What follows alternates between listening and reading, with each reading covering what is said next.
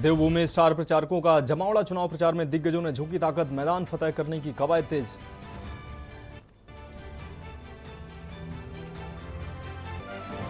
राजद के घोषणा पत्र में 1 करोड़ नौकरी का वादा, गरीब महिलाओं को सालाना 1 लाख रुपए, 200 यूनिट बिजली फ्री, 500 में सिलेंडर की बात। लोकसभा चुनाव 2024 को लेकर सिद्धारमैया का दावा, कर्नाटक में ऑपरेशन लोटस शुरू, भाजपा ने कांग्रेस विधायकों को 50-50 करोड़ ऑफर किए। केजरीवाल की अपील सुप्रीम कोर्ट सुनने को तैयार, शराब नीति केस में गिरफ्तारी रिमांड के खिलाफ लगाई है याचिका। तेजस के एडवांस वर्जन मार्क 1A की खरीद का टेंडर जारी, वायुसेना 97 फाइटर जेट खरीदेगा। भारतीय कंपनी को मिला सबसे बड़ा डिफेंस ऑर्डर। और हिमालय समेत 7 राज्यों में ओले गिरने का अलर्ट। एमपी छत्तीसगढ़ में आज तेज बारिश का अनुमान। दिल्ली में तापमान 39 डिग्री सेल्सियस पहुंचा है। की न्यूज़, खबरों का सारथी। नमस्कार, देश की बात में आपका स्वागत है। मैं हूं मनोज मानस और अब खबरें विस्तार से। लोकसभा चुनाव 2024 के लिए पूर्व मुख्यमंत्री लालू प्रसाद यादव के छोटे बेटे और नेता प्रतिपक्ष तेजस्वी यादव ने राष्ट्रीय जनता दल का घोषणा पत्र जारी कर दिया है। उन्होंने राजद कार्यालय में प्रेस वार्ता की और राजद के वरिष्ठ नेताओं के साथ घोषणा पत्र जारी किया है। तेजस्वी यादव ने देश की जनता के लिए 24 वचन पत्र दिए हैं। ये रिपोर्ट देखिए। राष्ट्रीय जनता दल ने अपना घोषणा पत्र जारी कर दिया है। नेता प्रतिपक्ष और राजद नेता तेजस्वी यादव ने परिवर्तन पत्र के नाम से घोषणा पत्र जारी किया है। राजद के परिवर्तन पत्र में 24 वादे किए गए हैं। परिवर्तन पत्र जारी किए जाने के दौरान तेजस्वी यादव के साथ राजद के अन्य वरिष्ठ नेता भी मौजूद रहे। रालोद ने अपने परिवर्तन पत्र में बिहार और देश के लिए क्या कहा है, देखिए। परिवर्तन पत्र में बिहार के लिए क्या? बिहार को विशेष राज्य का दर्जा, बिहार को 4000 करोड़ का विशेष पैकेज, बिहार में 5 नए एयरपोर्ट, भागलपुर, पूर्णिया, रक्सौल, मुजफ्फरपुर और गोपालगंज। बिहार में फिल्म टीवी ट्रेनिंग इंस्टीट्यूट और फिल्म सिटी का निर्माण। परिवर्तन पत्र में देश के लिए क्या? देश में 1 करोड़ से ज्यादा नौकरी का दावा, गरीब महिलाओं को 1 लाख रुपए की मदद, 200 यूनिट बिजली फ्री, 500 रुपए में रसोई गैस, अग्निवीर योजना को बंद करेंगे, 10 फसलों पर एमएसपी का वादा, पुरानी पेंशन स्कीम फिर से लाने की बात, अर्धसैनिक बल को शहीद का दर्जा मिलेगा, रेलवे में सीनियर सिटीजन कोटा फिर से लागू करेंगे। तेजस्वी ने कहा कि अगर हम लोग सत्ता में आते हैं तो बिहार को विशेष राज्य का दर्जा जल्द से जल्द दिलवाएंगे। तेजस्वी यादव ने कहा, बिहार के विकास के बगैर देश विकसित नहीं हो सकता। उन्होंने ऐलान किया, केंद्र में अगर हमारे गठबंधन की सरकार बनी तो बिहार को 1,60,000 लाख करोड़ का विशेष पैकेज भी मिलेगा। तेजस्वी यादव ने कहा, बिहार के प्रत्येक लोकसभा क्षेत्र को 4000 करोड़ रुपए की विशेष धनराशि मिलेगी जो इस पैकेज के तहत होगी। डेस्क रिपोर्ट, के न्यूज इंडिया।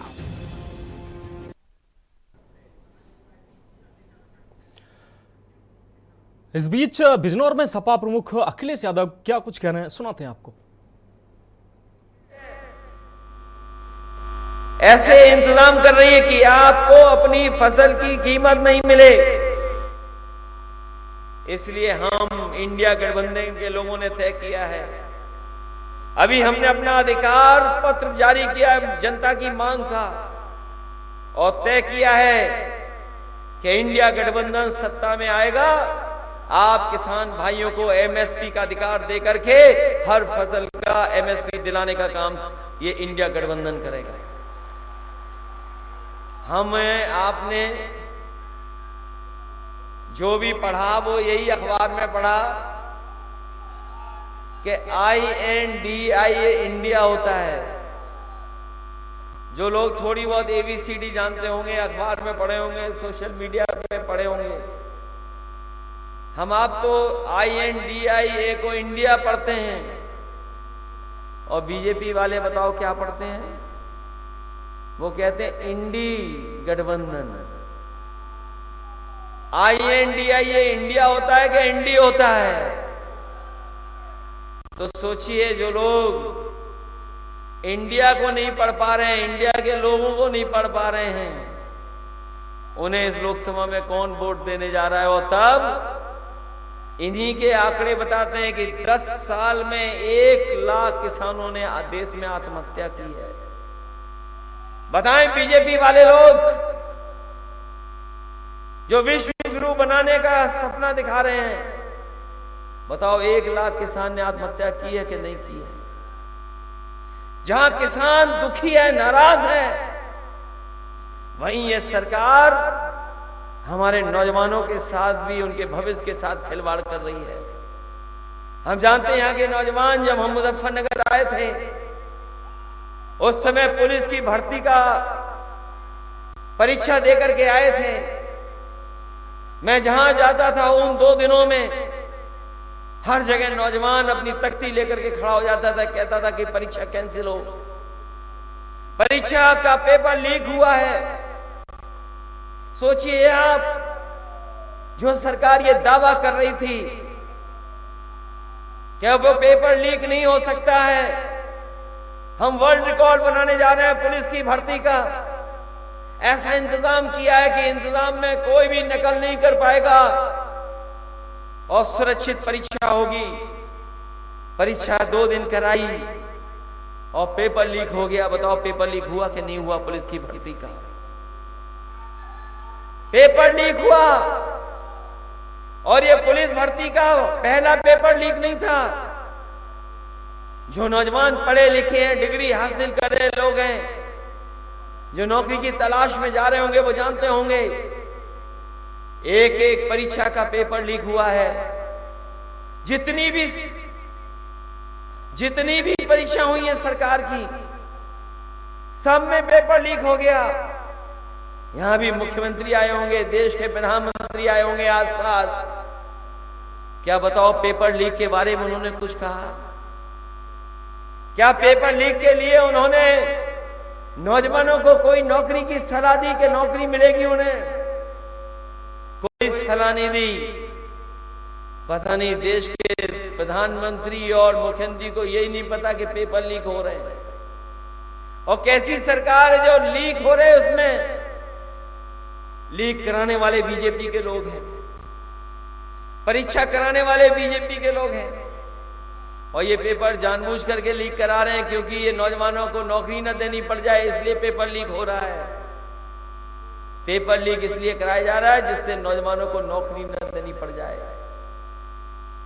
ये लीक वाले इस बार नौजवान तैयार हैं, और हमें तो ये लगता है कि इस बार किसान और नौजवान मिलकर के इस भारतीय जनता पार्टी का सफाया करने का काम करेंगे, इन्हें पूरी तरीके से निपटाने का काम करेंगे। और हमने तो गणित बताया इन्हें, छात्र नौजवानों वाला, और आप लोग भी गणित समझ लीजिए।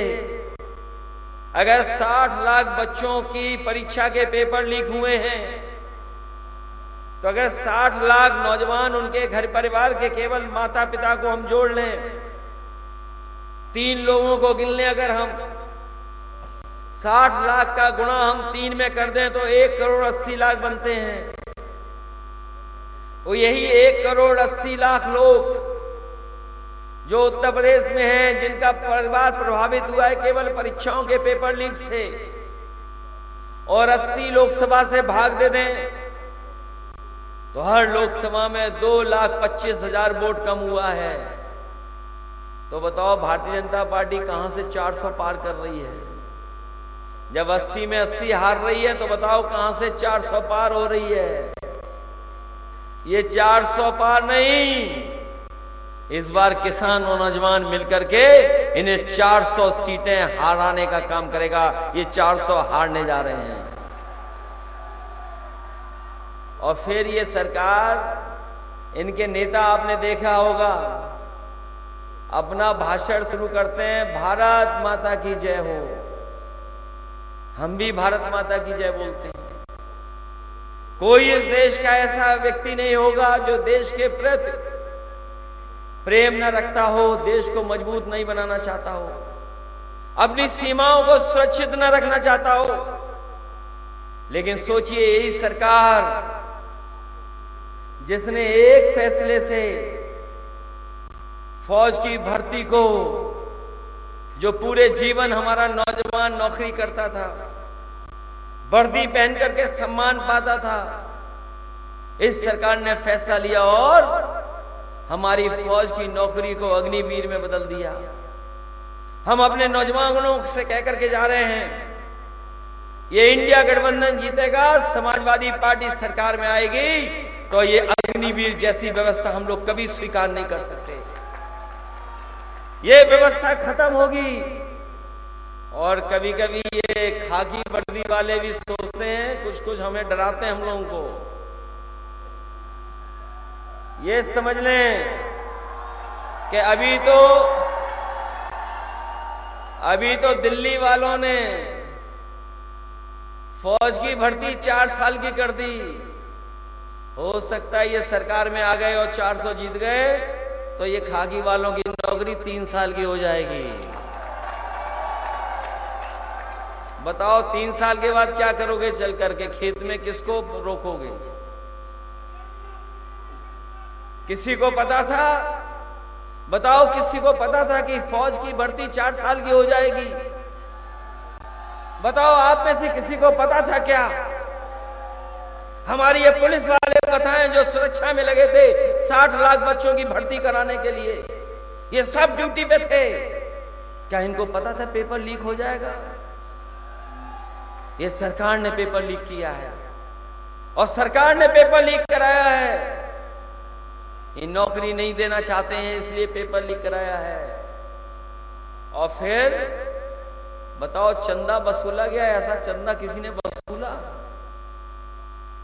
हम और आप लोग कितने दिनों से राजनीति कर रहे हैं, किसी राजनीतिक दल ने कभी ऐसा चंदा नहीं वसूला होगा जैसा बीजेपी ने वसूल लिया। सोचिए, जो कंपनी मुनाफा ही नहीं कमा रही, जिन कंपनियों का मुनाफा कम है, टर्नओवर कम है, वो अपने मुनाफे से 4 गुना ज्यादा बीजेपी के खाते में पैसा जमा कर रहे हैं।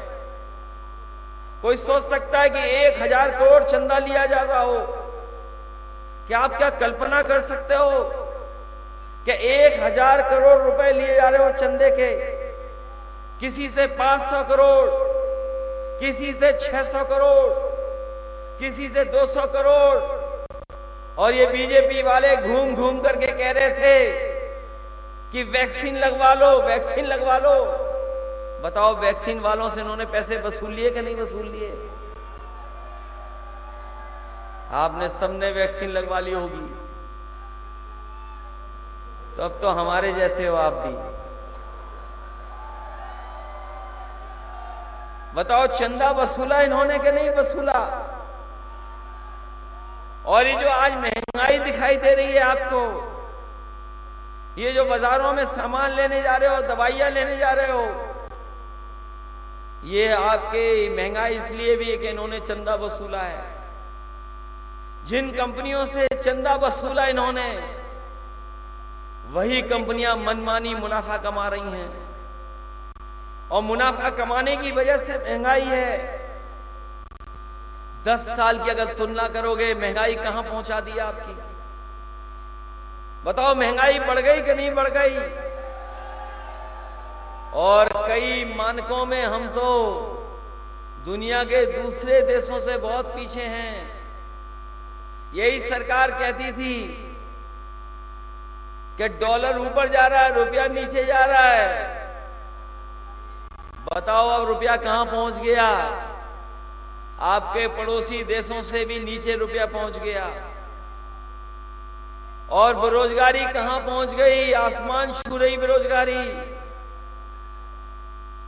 जो सरकार भ्रष्टाचार पे न जाने क्या क्या काले धन पर लोगों को कह रही थी, जब मैं पिछले चुनाव में आया था, नोटबंदी के समय पर समाजवादी सरकार थी, उस समय मैंने बहुत बार कहा आप लोगों से, जनता से भी कहा कि रुपया नहीं काला सफेद होता है, लेन देन काला सफेद होता है। आज जितना लेन देन बीजेपी की सरकार में हो रहा, उतना कभी उत्तर प्रदेश ने नहीं देखा। और कोई विभाग नहीं बचा जिसमें भ्रष्टाचार न बढ़ गया हो। तो आप सपा प्रमुख को सुन रहे थे जो बिजनौर में रैली को संबोधित कर रहे थे। इस दौरान उन्होंने भाजपा पर जमकर निशाना साधा। अब बढ़ते हैं अगली खबर की ओर। पंजाब के चंडीगढ़ में लोग शनिवार को भांगड़ा के साथ नाचते गाते वैसाखी मना रहे हैं। वैसाखी के त्यौहार को फसल की कटाई के सीजन की शुरुआत माना जाता है। ये रिपोर्ट देखिए।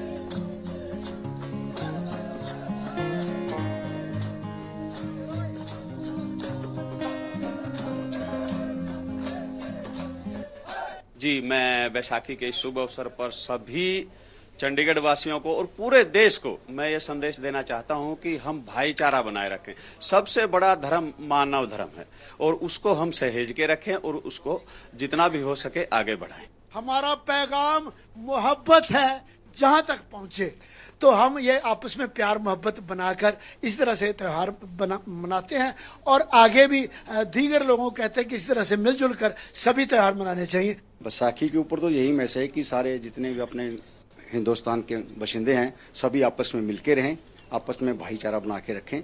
यही बैसाखी का सबसे बड़ा महत्व है। ये जो हमारा धर्म है इंसानियत का, वो सबसे बड़ा है।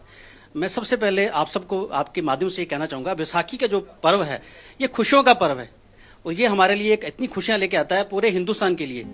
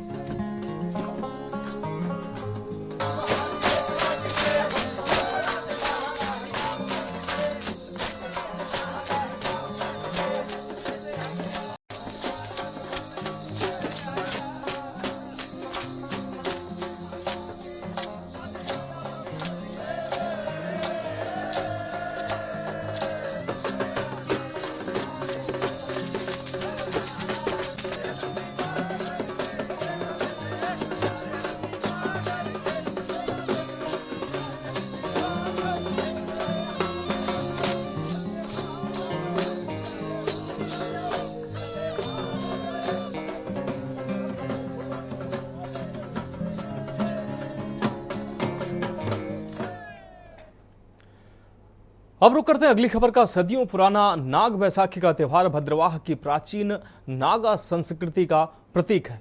इसे इलाके में सबसे प्राचीन त्यौहार माना जाता है। ये रिपोर्ट देखिए। कड़ाके की सर्दी के बाद बसंत के मौसम का स्वागत करने के लिए हजारों नाग भक्त जम्मू कश्मीर के भद्रवाह के प्राचीन सुबरनाग मंदिर में नाग बैसाखी मनाने के लिए इकट्ठा हुए। 12,000 फीट की ऊंचाई पर बने 1600 साल पुराने इस मंदिर के कपाट शुक्रवार को पारंपरिक समारोह के लिए खोल दिए गए। 1600-1700 साल पुराना प्राचीन मंदिर है और यहाँ पे जो आज बैसाखी के 12 अप्रैल को हमारा यहाँ पे मेला होता है और इस मेले के बाद सभी हमारे जितने भारत में जो भी मेले होते हैं तो आज के बाद हमारे बैसाखी के मेले जितने भी होंगे वो शुरू हो गए। सैकड़ों श्रद्धालु अपने भगवान सुबरनाग के दर्शन करने के लिए 12 किलोमीटर की पैदल यात्रा के बाद बर्फ से ढके पहाड़ों से घिरे पहाड़ी घास के मैदान में इकट्ठा हुए। फ्रेंड्स के साथ, रिलेटिव्स के साथ और बहुत ही मजा आता है। सर्दियों के बाद हमें एक जोश आता है चलने का, जैसे कि सर्दियों में हम हमेशा कंबल में रहते हैं हर टाइम उसके बाद हमें अच्छा लगता है, यहाँ आके दर्शन भी हो जाते हैं, बहुत पॉजिटिविटी भी आती है सब कुछ।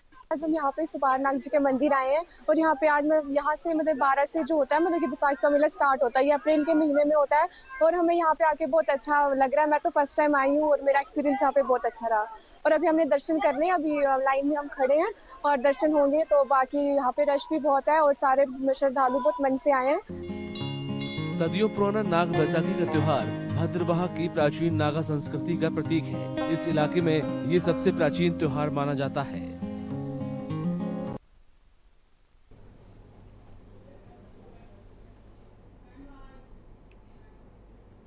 अब रुक करेंगे अगली खबर का। धर्मनगरी कुरुक्षेत्र में प्राचीन विष्णुकूप महाभारत कालीन प्राचीन विष्णुकूप लक्ष्मी नारायण मंदिर में मिला है। पुराने इतिहास के दौरान शास्त्रों और ग्रंथों में लिखा हुआ है कि प्राचीन सिद्ध लक्ष्मी नारायण मंदिर परिसर में 100 फीट गहरा कूप मिला है। धर्मनगरी कुरुक्षेत्र में महाभारत के हजारों साल बाद भी महायुद्ध की कई निशानियां आज भी मौजूद हैं। कुरुक्षेत्र को विश्व प्रसिद्ध की भूमि के नाम से जाना जाता है। इस स्थान पर महाभारत युद्ध में द्रोणाचार्य ने चक्रव्यूह की रचना की थी और कर्ण ने अभिमन्यु को यहीं पर चक्रव्यूह में धोखे से फंसाकर मारा था, जिससे वह वीरगति को प्राप्त हुआ था। कुरुक्षेत्र के स्थान पर भगवान श्री कृष्ण ने अर्जुन को गीता का उपदेश भी दिया था।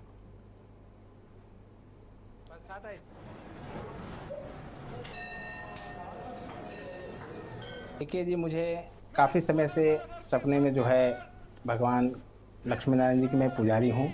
मैं यहाँ में काफ़ी सालों सेवा कर रहा हूँ और मुझे काफ़ी साल से जो है काफ़ी समय से जो है सपने में जो है कुआं दिखाई दे रहा था, जिससे कि मेरे जो मंदिर के महंत हैं, महंत विजयगिरी जी महाराज, मैंने गुरु जी से जिक्र किया कि महाराज जी मुझे अक्सर जो है सपने में कुआं दिखाई देता है।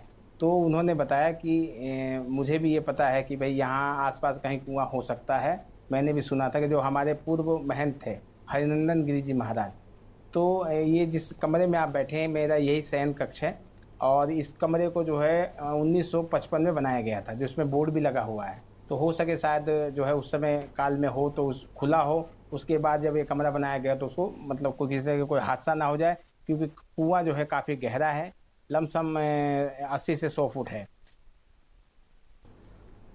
अब रुक करते हैं अगली खबर हनुमानगढ़ के रावतपुर से है, जहां नगरपालिका में चल रही खींचतान के बीच नगरपालिका अधिशासी अधिकारी चेंबर में पक्ष और विपक्ष के पार्षदों के बीच जमकर खींचतान और नोकझोंक की खबर सामने आई है। आपसी खींचतान के बीच नगरपालिका अध्यक्ष के पास बैठे पूर्व मनोनीत पार्षद सिकंदर खान ने गिलास में भरा पानी नेता प्रतिपक्ष गौतम वंसल के मुंह पर फेंक दिया। मौके पर मौजूद अन्य पार्षदों ने बीच बचाव कर एक बार मामला शांत करवाया, लेकिन बंसल सहित विपक्षी पार्षद अधिशासी अधिकारी से मुकदमा दर्ज करवाने की मांग कर रहे थे।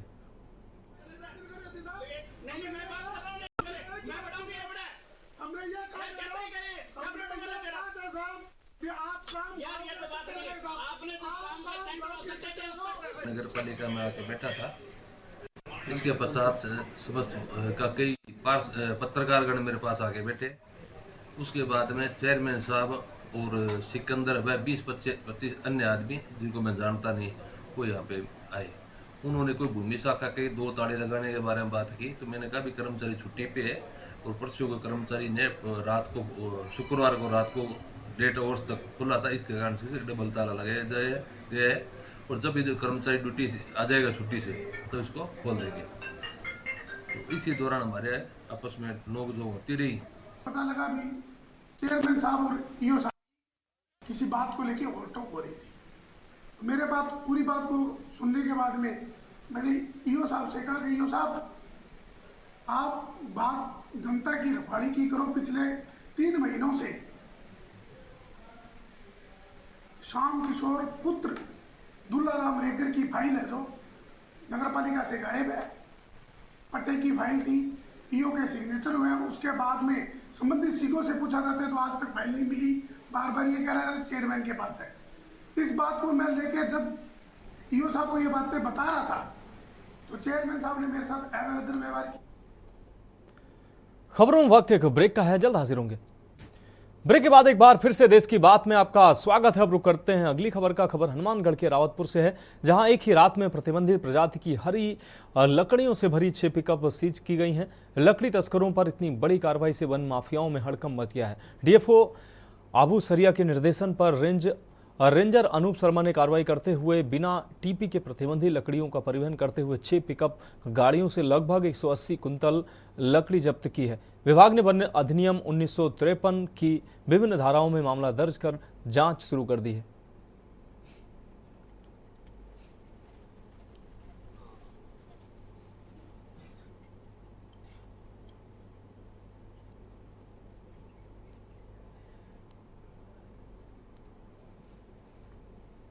आज दिनांक श्रीमान उपवन संरक्षक हनुमानगढ़ एस क्याबूसरिया के निर्देशन में गठित फ्लाइंग दल द्वारा रेंज रावतसर अधीन क्षेत्र में मेरे द्वारा 6 पिकअप वाहनों को सीज किया गया है, जिसमें विभिन्न प्रकार की हरी लकड़ियां भरी हुई थी।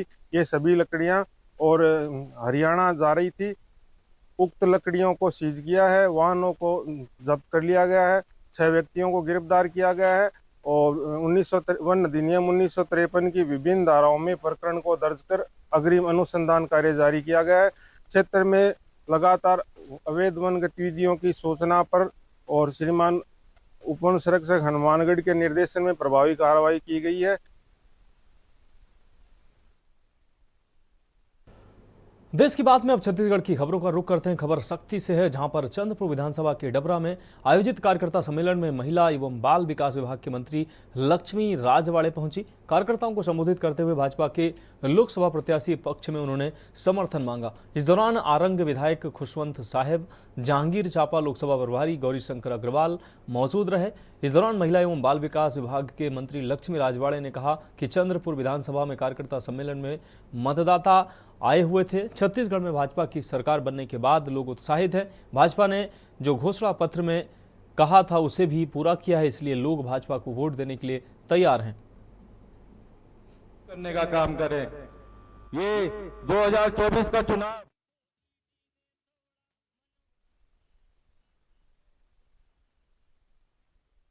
चंद्रपुर लोकसभा के काफ़ी सारे मतदाता आए हुए थे और वाकई में इन छत्तीसगढ़ में भारतीय जनता पार्टी की सरकार बनने के बाद जो लोग उत्साहित हुए हैं और हमने घोषणा पत्र में जो कहा था वो काफ़ी हद तक पूरा भी किया है, तो लोग कमल फूल छाप में वोट देने के लिए एकदम रेडी हैं। भारतीय जनता पार्टी के रीति नीति को सब समझ के प्रभावित होके, हमारे मोदी जी से प्रभावित होके सब प्रवेश कर रहे हैं, तो हम सभी का स्वागत करते हैं। ये हमारा जांजगीर लोकसभा एससी का परंपरागत सीट है और ये भारतीय जनता पार्टी का भी परंपरागत सीट है, हमेशा यहाँ से जीतती है, क्योंकि भारतीय जनता पार्टी ने हमेशा सतनामी समाज का साथ दिया है और सतनामी समाज का उत्थान करने का काम किया है, जिसमें सबसे बड़ा उदाहरण तो कुतुब मीनार से ऊंचा सेत खाम की बात करें, चाहे और बहुत सारे धार्मिक स्थल हैं हमारे, उसको वहाँ उन्नति विकास करने का काम लगातार किया। अगली खबर मध्य प्रदेश के भोपाल से है, जहां नवविवाहिता के साथ मारपीट का आरोप लगा है। ससुराल पक्ष पर मारपीट करने का आरोप लगा है। मारपीट में घायल नवविवाहिता की मौत हुई है। ससुराली पक्ष के परिजनों ने लगाया प्रताड़ना का आरोप। 1 साल पहले हुई थी युवती की शादी। भोपाल की रहने वाली है नवविवाहिता। पोस्टमार्टम के बाद मामले की पुष्टि होने की संभावना है। मामले में 2 लोगों को गिरफ्तार किया गया है। तो ससुराल पक्ष पर परिजनों ने आरोप लगाया है। 1 साल पहले हुई थी युवती की शादी। भोपाल की रहने वाली है नवविवाहिता युवती। तो मध्य प्रदेश के भोपाल से हम खबर अपने दर्शकों को दिखा रहे। पोस्टमार्टम के बाद मामले की पुष्टि होने की संभावना जताई जा रही। मामले में 2 लोगों को पुलिस ने गिरफ्तार किया है। तो नवविवाहिता के साथ मारपीट का आरोप, जिससे नवविवाहिता की मौत की खबर सामने आई है। ससुराल पक्ष पर मारपीट करने का आरोप लगा। मारपीट में घायल नवविवाहिता की मौत हुई है। ससुराल पक्ष पर परिजनों ने प्रताड़ना का आरोप लगाया है। अगली खबर महर से है, जहां ग्राम पंचायत बिहरा कला के जवाहर पटेल ने सीएम हेल्पलाइन में शिकायत कर अपनी पंचायत के सहायक सचिव पर राशन कार्ड बनवाने के एवज में 3000 रुपए लेने का आरोप लगाया। जवाहर पटेल का आरोप है कि अपने दायित्वों को भूलकर पंचायत सचिव बिना कारण निजी रंजिश निकाल रहा है, जिस कारण जवाहर पटेल को किसी भी प्रकार की सरकारी योजनाओं का लाभ नहीं मिल पा रहा है। शिकायत करने पर मेहर सतना के अधिकारी कोई मदद भी नहीं कर रहे हैं। मेहर प्रशासन की लाचारी ने सरकार को कटघरे में लाकर खड़ा कर दिया। लाखों करोड़ों के विज्ञापन, जिसमें प्रदेश केंद्र की सरकार ने जन जन तक योजनाओं का लाभ पहुंचाने की बात कही है, वो योजनाएं एक सहायक सचिव की तानाशाही के सामने घुटने टेकती नजर आ रही हैं।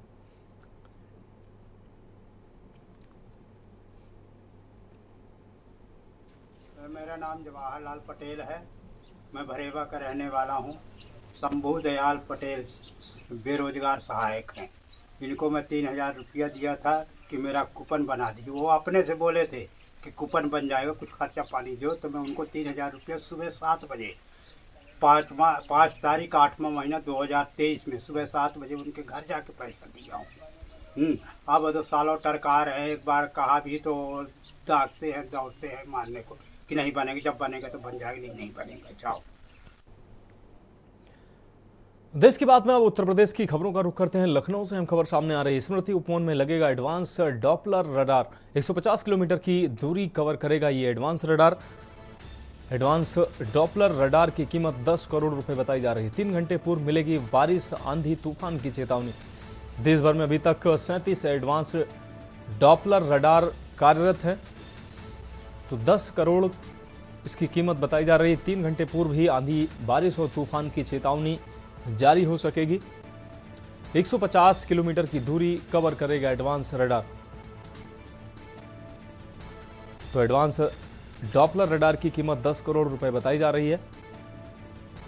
3 घंटे पूर्व मिलेगी आंधी, बारिश, तूफान की चेतावनी। यह अहम खबर अपने दर्शकों को दिखा रहे हैं। लखनऊ से देश भर में अभी तक 37 एडवांस डॉपलर रडार काम कर रहे हैं। तो लखनऊ के स्मृति उपवन में लगेगा एडवांस डॉपलर रडार। 150 किलोमीटर की दूरी कवर करेगा ये एडवांस डॉपलर रडार।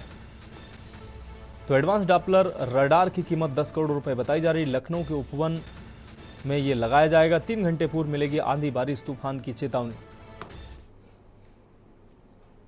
अब रुक करते हैं अगली खबर का। मैनपुरी से अगली खबर है। समाजवादी पार्टी को बड़ा झटका लगा है। मुलायम यूथ ब्रिगेड के 8 पदाधिकारियों का इस्तीफा हुआ है। जिलाध्यक्ष जीसान अली खान ने इस्तीफा दिया। इसके अलावा उपाध्यक्ष समीम खान समेत 8 पदाधिकारियों का इस्तीफा सामने आया है। सपा जिलाध्यक्ष पूर्व विधायक पर आरोप लगाते हुए यह इस्तीफा दिया गया है। सांसद डिंपल यादव को गुमराह करने का भी आरोप लगा है। स्थानीय नेताओं पर गुटबाजी व अनदेखी का भी आरोप लगा है।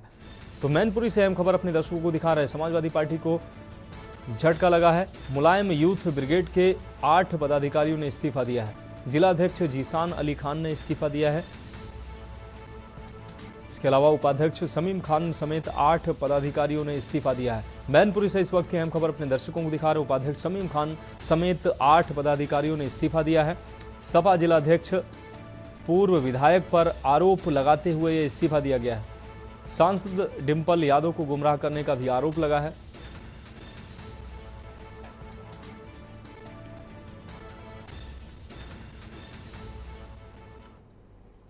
और सीधा आपको लिए चलते हैं वो उत्तराखंड के हरिद्वार, जहां कांग्रेस नेता प्रियंका गांधी वाड्रा क्या कुछ कह रही हैं, सुनाते हैं आपको। कानून है वो कमजोर किए गए हैं।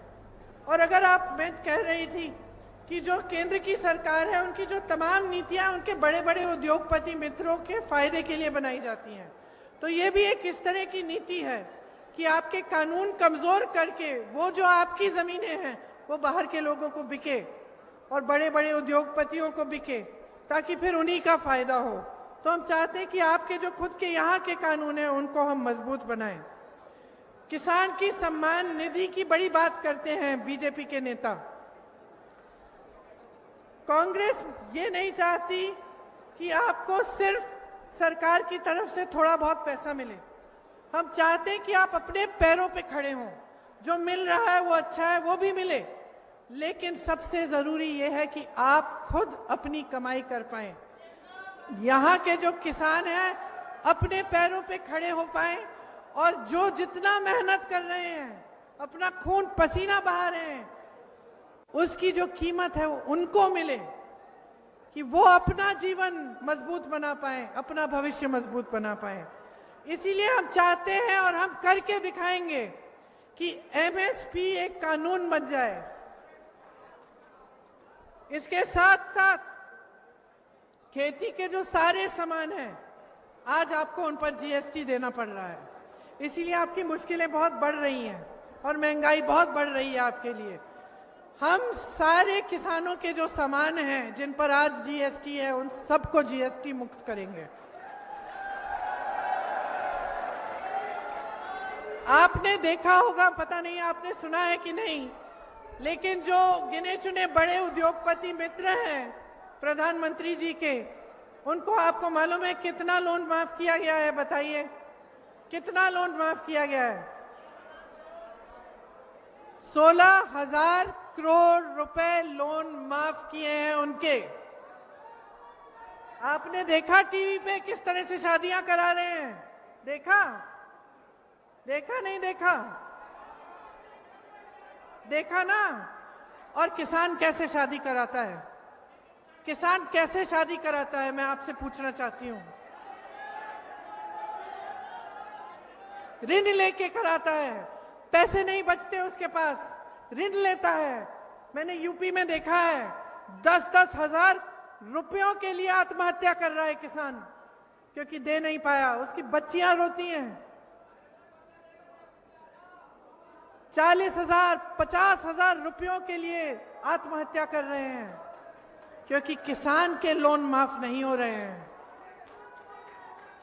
बड़े बड़े उद्योगपतियों को तो जरूरत ही नहीं है, उनके पास इतने 1000 करोड़ रुपए पहले से हैं, लेकिन उनके लोन माफ हो रहे हैं, किसानों के माफ नहीं हो रहे हैं। किसान मर जाए, किसान गरीबी के दलदल में धंसा रहे, इस सरकार को कोई परवाह नहीं है। हम चाहते हैं कि कृषि ऋण के माफी के लिए एक स्थायी आयोग बने, ताकि ये एक चुनाव की बात नहीं, एक सरकार की बात नहीं, लगातार जब आप ऋण लेंगे तो आपके ऋण माफ होंगे। एक नई कृषि की आयात निर्यात की हम नीति लाना चाहते हैं, जिससे आपका फायदा हो, किसी बड़े उद्योगपति का नहीं। आपको मालूम है हिमाचल में सेब उगाते हैं। मोदी जी ने क्या किया? सेब के सारे कोल्ड स्टोरेज अडानी जी को दे दिए। अडानी जी के पास सारे कोल्ड स्टोरेज हो गए, तो बताओ सेब का दाम तय कौन करेगा? अडानी जी। तो सेब का दाम तय करेंगे बड़े उद्योगपति, किसान क्या करेगा? किसान को तो मिलता ही नहीं है सही दाम। तो ये चल रहा है इस देश में। आप इन बातों को अगर ठीक ढंग से नहीं समझेंगे तो आप इसी तरह से आगे के 5 साल निकालेंगे, जिस तरह से आपके पिछले 10 साल बीते हैं। आपको टीवी पे, होर्डिंग्स पे बहुत अच्छी अच्छी चीजें दिखाई जाती हैं। देखते हैं ना आप, बड़े बड़े देश, दूसरे अलग अलग देशों के प्रधानमंत्री, राष्ट्रपति तारीफ कर रहे हैं मोदी जी की, कह रहे हैं कि देश बहुत आगे बढ़ रहा है। गर्व होता है ये सब सुनने से। क्या आपको लगता है कि हमें नहीं होता? हमें भी होता है। हम भी खुश होते हैं कि हमारे देश की तारीफ हो रही है, लेकिन हम असलियत को नहीं भूल रहे हैं। असलियत ये है कि आप देश की जनता हो और आपका जीवन संघर्षों से भरा हुआ है। आप महंगाई का सामना कर नहीं पा रहे हो, किसान ऋण के दलदल में फंसा हुआ है। ये भी सच्चाई है। इस सच्चाई को नकारा क्यों जा रहा है? ये सच्चाई आपको टीवी पे क्यों नहीं दिखती? हाँ? क्योंकि बिका हुआ है मीडिया। आपको मालूम है कि हमारे देश की मीडिया 90% से अधिक बड़े उद्योगपतियों की है। वो कंपनियां ही बड़े उद्योगपतियों की हैं। तो आपको सच्चाई कौन दिखाएगा? मोदी जी आते हैं मंच पे, वही कहते हैं जो 5 साल पहले कहा। मैं उनका भाषण सुन रही थी। क्या मोदी जी समझ पा रहे हैं? क्या होता है ना कि अब हमारे कितने पुष्ट हो गए राजनीति में, बहुत प्रधानमंत्री देखे हैं हमने, सत्ता देखी है, बहुत मंत्रियों को देखा है, कांग्रेस के मंत्री देखे हैं, भाजपा के देखे हैं, अन्य प्रधानमंत्री देखे हैं। तो क्या होता है कि जब कोई सत्ता में रहता है और सत्ता बहुत ज्यादा होती है उसके पास, तो लोग सच्चाई बताने से डरते हैं। डरते हैं कि नहीं? अरे आप प्रधानमंत्री की क्या बात कर रहे हैं? आप किसी पुलिस स्टेशन में चले जाइए, किसी पुलिस स्टेशन में चले जाइए, तो जो सबसे बड़ा अफसर है उसको कभी कभी कांस्टेबल भी सच नहीं बताएगा, डर के मारे कि भाई नाराज हो जाएगा, मुझ पे ही मार पड़ेगी, मुझे ही भुगतना पड़ेगा। तो आप सोचिए कि एक प्रधानमंत्री जिसके पास इतनी सत्ता हो गई है, जो किसी को सवाल उठाने ही नहीं देता, उससे कौन सवाल पूछ रहा है? उसे सच्चाई कौन बता रहा है? उनको दिख भी रहा है कि यहाँ की देश की जनता कैसे जी रही है। वो समझ सकते हैं कि एक महिला के पास जो पैसे छोटे मोटे वो इकट्ठे करती है दिन रात काम करके, जब वो दुकान जाती है कुछ खरीदने के लिए अपने बच्चों के लिए, एक वर्दी, नए जूते, एक बोतल, स्कूल में पानी नहीं है पानी ले जाने के लिए एक बस्ता, तो कितनी मुश्किल से खरीद पा रही है। क्या प्रधानमंत्री जी समझ सकते हैं? नहीं समझ सकते। उनको तो कोई बताने वाला ही नहीं है। वो मंच पे आते हैं, उनको लगता है कि सब खुशहाल है, सब खुश है। सामने 10 लोग खड़े हो जाते हैं, मोदी जी मोदी जी मोदी जी चिल्लाते हैं, खुश हो जाते हैं, सोचते हैं कि देश खुश है।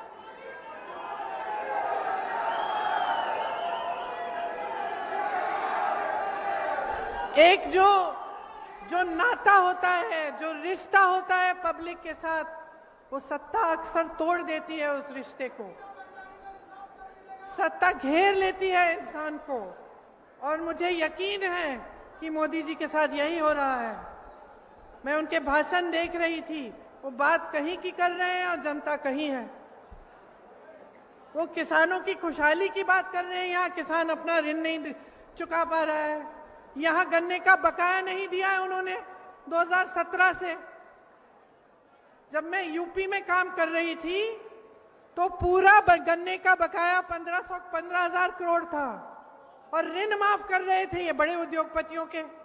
20,000 करोड़ का ये नया संसद भवन बना रहे थे, और गन्ने का किसान, उसको कोई पूछने वाला नहीं था। और यही सब देश भर में यही हो रहा है।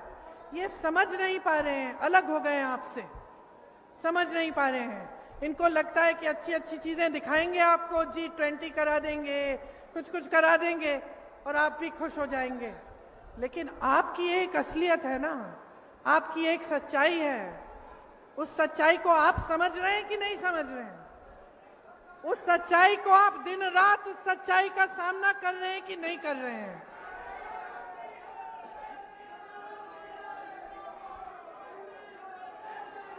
आप सोचिए, बहुत गहरी बात है, इसको समझिए। मोदी जी कहते हैं नारी शक्ति को आगे बढ़ा रहे हैं, कहते हैं कि नहीं? नारी शक्ति को आगे बढ़ा रहे हैं। तो अंकिता भंडारी के साथ क्या हुआ?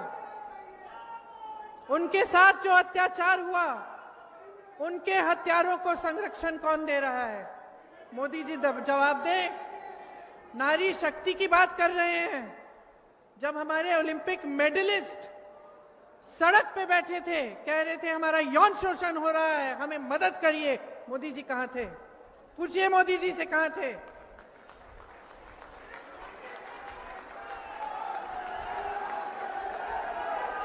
जब हाथरस में एक महिला का रेप होता है और बीच रात में उसका शव जलाया जाता है, जिसने शव जलाया उसका आरक्षण किसने किया? मोदी जी से पूछिए। कल योगी जी आ रहे हैं उत्तराखंड, योगी जी से पूछिए किसने बचाया उनको? योगी जी से पूछिए कि उन नाव की पीड़िता के साथ जो हुआ उसका संरक्षण, जिन्होंने वो किया, उसका संरक्षण कौन कर रहा है? मोदी जी से पूछिए, योगी जी से पूछिए। क्या मतलब है नारी शक्ति का? नारी शक्ति का मतलब ये नहीं है कि आप संसद भवन में एक बिल को पास करें जिससे आप कहते हैं कि नारियों को, महिलाओं को आरक्षण देंगे और वो आरक्षण 6 सालों के लिए नहीं मिलेगा। ये नारी शक्ति के लिए नहीं है, ये अपनी शक्ति के लिए, अपनी सत्ता के लिए है। बस चुनाव आ रहा है, सब समझ गए हैं। आज मंच में बैठा हुआ एक एक नेता समझ गया है कि इस देश की महिलाएं 50% हैं। समझ गए हैं कि महिला का वोट। तो हरिद्वार में कांग्रेस महासचिव प्रियंका गांधी ने भाजपा पर जमकर निशाना साधा। चुनावी रैली को संबोधित करते हुए उन्होंने कांग्रेस प्रत्याशियों के समर्थन में जनता से वोट की अपील भी की। अब रुक करते हैं अगली खबर का। लखनऊ से अगली खबर है। खनन भवन में लगी आग, दोबारा जांच करने पहुंची एसटीएफ टीम। मौके पर फॉरेंसिक फायर विभाग, एसटीएफ मौजूद।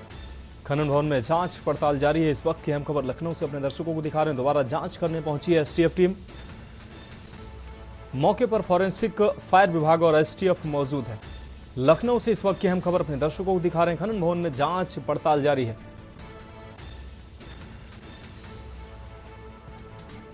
तो खनन भवन में आग की घटना, लखनऊ से एक खबर आपको दिखा रहे हैं। इस मामले में दोबारा जांच करने पहुंची है एसटीएफ टीम।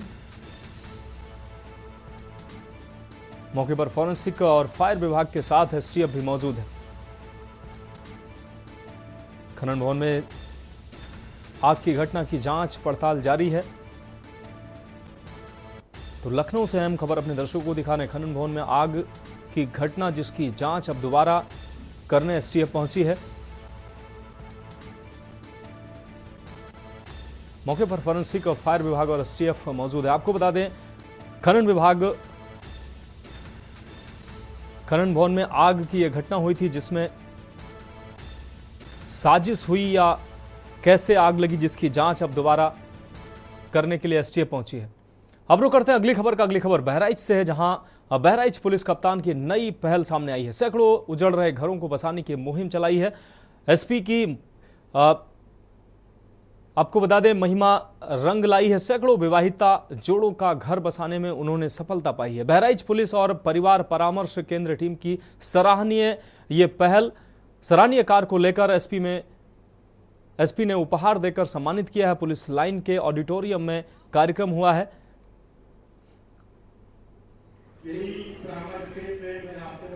जब जनवरी में मैंने यहाँ बहराइच में ज्वाइन किया था तो देखा कि प्रतिदिन जनता दर्शन में कितनी बड़ी संख्या में महिलाएं घरेलू हिंसा और पारिवारिक कलह की शिकायतें लेके आ रही हैं।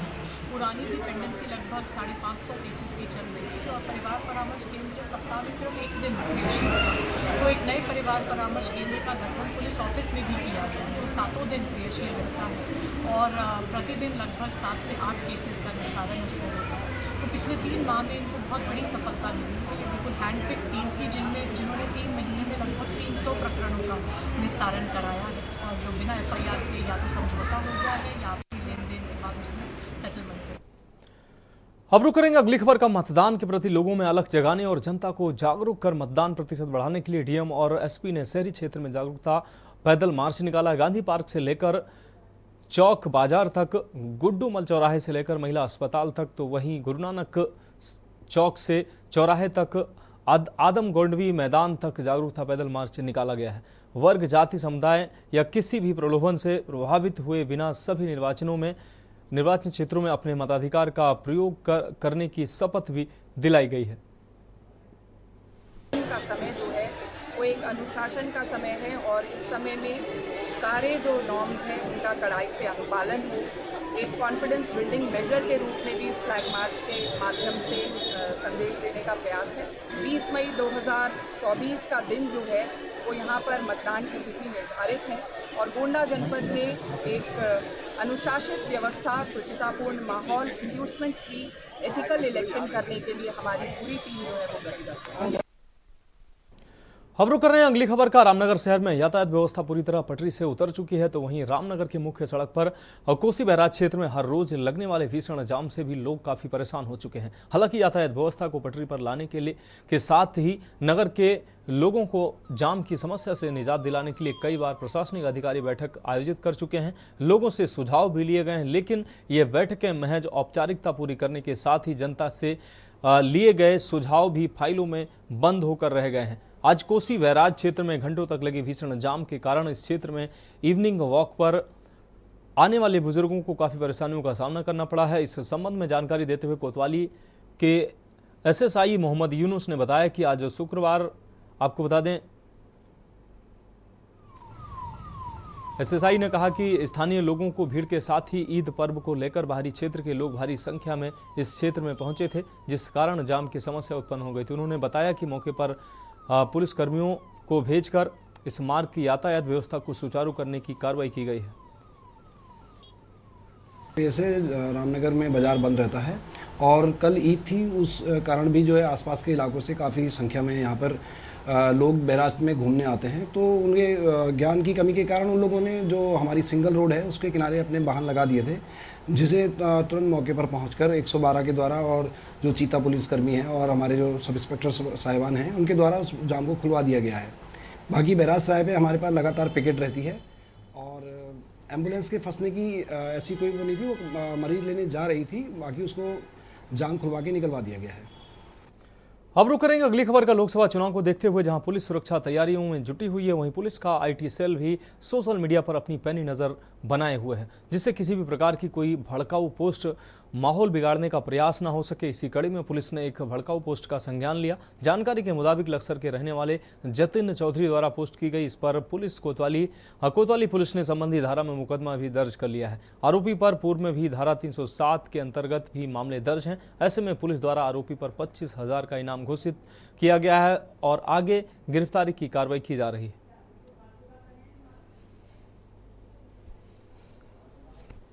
आज सोशल मीडिया में एक पोस्ट वायरल हो रही थी जो हेट स्पीच के दायरे में आता है, जो माननीय सर्वोच्च न्यायालय द्वारा निर्देश दिए गए थे। इस तरह की अगर कोई हेट स्पीच जो आपसी व्यवस्था या कोई धर्म आधारित या कास्ट आधारित कोई ऐसी स्पीच, कोई ऐसे वर्ड्स का प्रयोग करता है जिससे समाज में व्यवस्था फैले और law and order issue create हो, तो उस पर पुलिस स्वयं संज्ञान लेकर कार्रवाई करे। इसी प्रकार एक सोशल मीडिया में एक हेट स्पीच इस तरह की जो भावनाओं को लेकर आहत करने के लिए प्रसारित हो रही थी, उसको हमारी साइबर सेल की जो टीम है देहरादून की, उसके द्वारा ट्रैकिंग की गई और इसके बाद जो है इसमें जतिन चौधरी नाम का जो व्यक्ति प्रकाश में आया, जो लक्सर थाना क्षेत्र का रहने वाला है, इसके द्वारा पोस्ट की गई थी। इसके खिलाफ थाना कोतवाली में सुसंगत धाराओं में मुकदमा दर्ज कराया गया। जानकारी में इन्वेस्टिगेशन में पता चला है कि यह पूर्व में भी 307 के कुछ केसेस में वांटेड चल रहा है। इस पर 25,000 का इनाम भी आज घोषित किया गिरफ्तारी पर और खासकर ये हेट स्पीच के लिए भी इन्वेस्टिगेशन में इसको बयान के आधार पर जो भी आगे कार्रवाई होगी उसमें चार्जशीट किया जाएगा।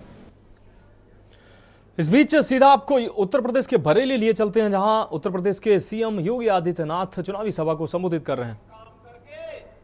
देश के पेट को भरने का कार्य करता है, लेकिन उसके परिश्रम और उसके पुरुषार्थ की पिछली सरकारों ने कोई कीमत नहीं समझी और इसीलिए तो बहेड़ी को कहा जाता है ये इतिहास के परिवर्तन की धरती है, इतिहास को परिवर्तित करके रख देता है।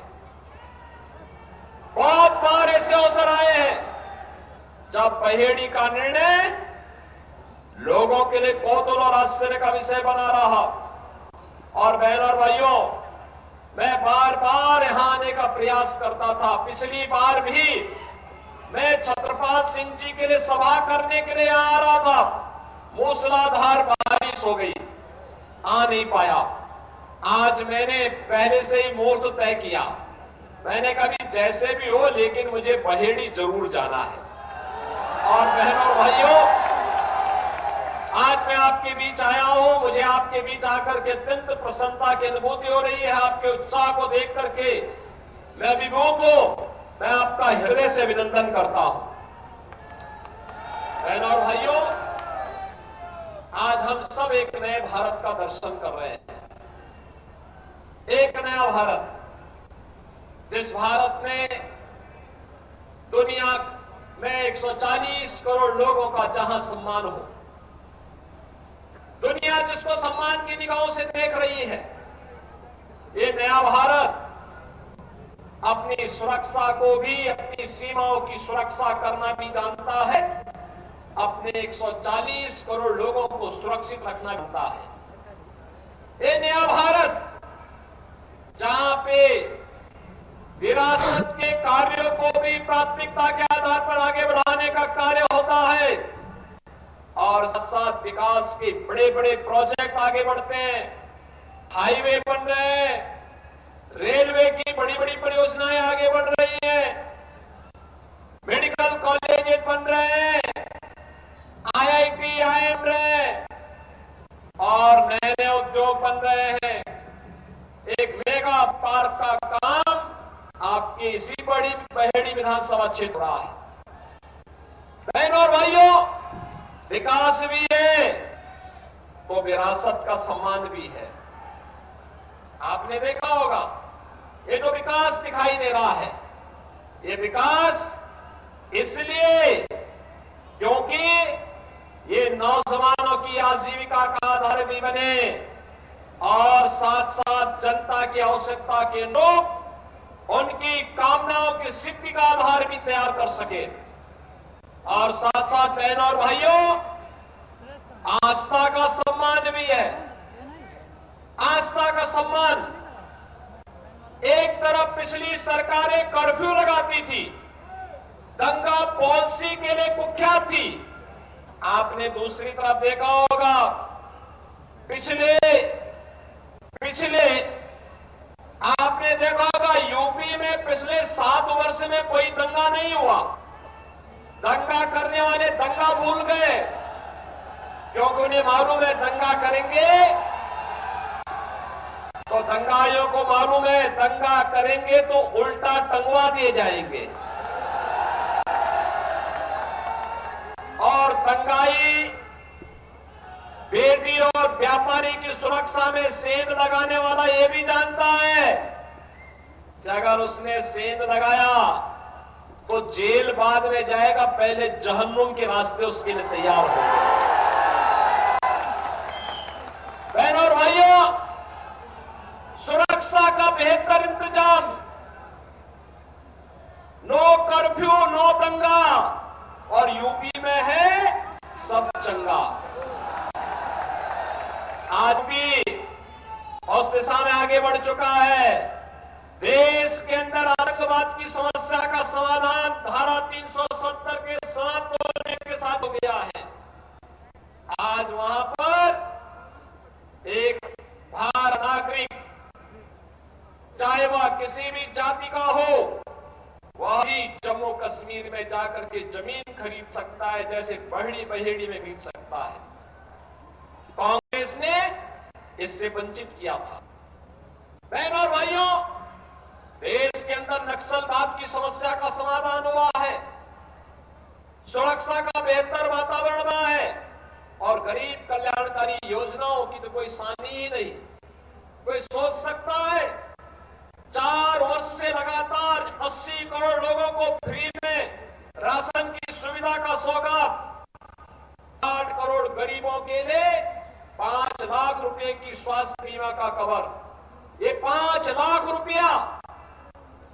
और हम कहते हैं जिसके पास आयुष्मान कार्ड नहीं बन पाया है, नहीं है, और दुर्भाग्य से कोई बीमार हो गया है, एक एप्लीकेशन हमारा विधायक है, सांसद या वह पीड़ित स्वयं ही मेरे पास भेज देता है। मैं तत्काल 3 दिन में जिले से रिपोर्ट मंगाता हूं और पैसा उसके अकाउंट में भेज देता हूं। बहनों और भाइयों, क्योंकि मेरे लिए वो प्रदेश का नागरिक है, उसकी हर प्रकार की सुविधा प्रदान करना मेरा दायित्व है। तो पीलीभीत लोकसभा क्षेत्र में चुनाव प्रचार के दौरान योगी आदित्यनाथ बोलते नजर आए। आपको बता दें, बहेड़ी विधानसभा क्षेत्र के अंतर्गत ये क्षेत्र आता है जहां पर चुनावी सभा को योगी आदित्यनाथ संबोधित कर रहे थे। खबरों में अभी के लिए इतना ही, मुझे दीजिए इजाजत और आप देखते रहिए के न्यूज इंडिया।